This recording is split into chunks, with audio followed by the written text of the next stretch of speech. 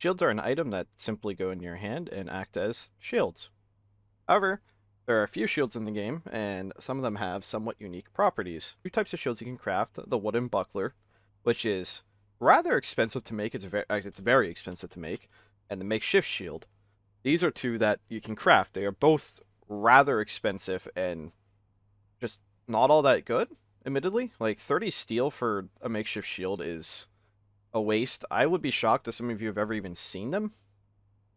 But the three most common shields in the game are the Riot Shield, Riot Laser Shield, and Riot Bullet Shield, and they are found in the Sec Tech, and you need security access to get them. I would also just state that these are the three best shields in the game, and the only ones you should really bother using at the time. So, how does a shield work? Well, a shield is a piece of armor, basically. I mean, it's a shield. You have to have it in your hand, and it'll take up a hand slot. So basically what it does is you can't even inspect it, so unfortunately you can't see the stats of what they do in game. So I will just show you some of them. So the Riot Shield is just straight up the best shield in the game. This is the shield you want to prioritize if you're a security officer going into combat. The Riot Shield offers protection against all types of normal damage, aka blunt, slash, piercing, and heat. And every shield has an active, and this is what makes shields unique. So if you look on the left, you'll have a prompt that is just the shield icon. So if I press 4, it will literally anchor you in place, and it'll say you raise your whatever shield you have. And if you press it again, you can move again.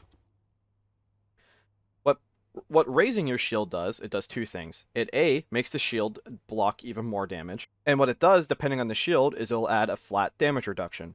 Now, the Riot Shield's active will give you one flat damage reduction against all the types it protects against. Once again, blunt, slash, piercing, and heat. I'm not going to cover every single shield. So the Riot Shield, while active, reduces all your combat damages by 20%, and also adds a flat damage reduction of 1 to each of those.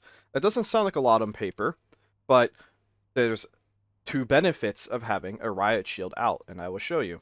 What Riot Shields do is if you're anchored in place, you become a actual physical object, meaning that you can block a door very easily. You could block passageways.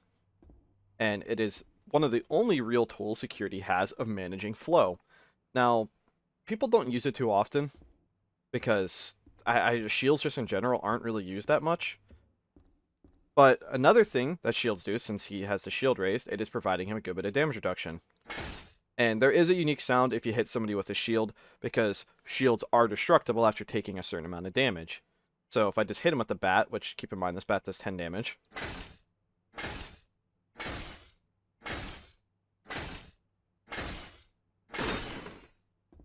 And when they break, they'll leave a tiny bit of materials on the ground, and obviously this person is now no longer anchored because the shield broke. So you can keep hitting somebody who has a shield up in order to get through them. But the problem with using shields as somebody, if you're the one using them, is that losing all mobility in a fight is typically not advantageous, and especially since most of the shield's damage reductions just simply aren't good enough, that you don't really ever want to give up mobility. So like I feel like that's why you don't really see shields often, but that's somewhat out of place. And after hitting them that many times, you can see they really did not take much damage. Shields in their active use do give you quite a bit of damage reduction. Keep in mind, the bat only does 10 damage unarmed, or unwielded, and with normal left clicks, but still. It cut the damage basically in half with all the security armor and the Riot Shield. So, it is not insignificant. At least the normal Riot Shield is not insignificant. However, certain shields are just, there's no way of putting it, certain shields are just terrible. One of the shields that is just god-awful is the buckler, and it is one that you can craft. So normally, here, I'll show you the most easy way possible. A lit welder does 10 units of heat, and I'll just show you. I'll hit them with 10 units of heat, and they took 10 damage. Now, if they have a buckler, and this is where things are really interesting. With a buckler, if you hit them,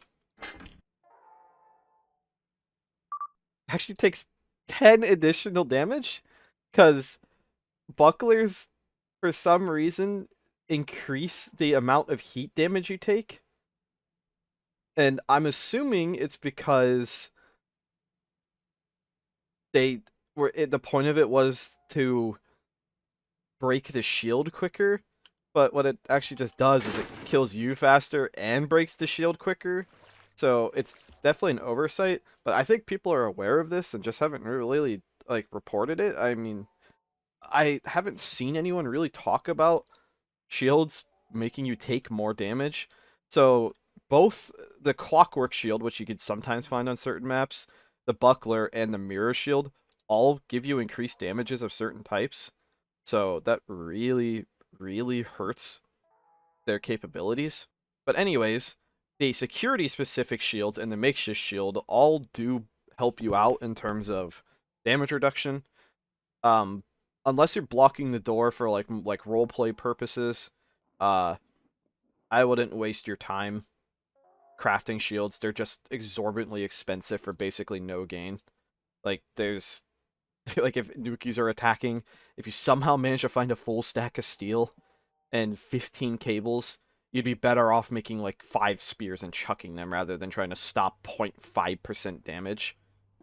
Or 5% damage, sorry. But that's really it about shields. It mechanically explains them and shows why certain shields are just absolutely not worth picking up or using.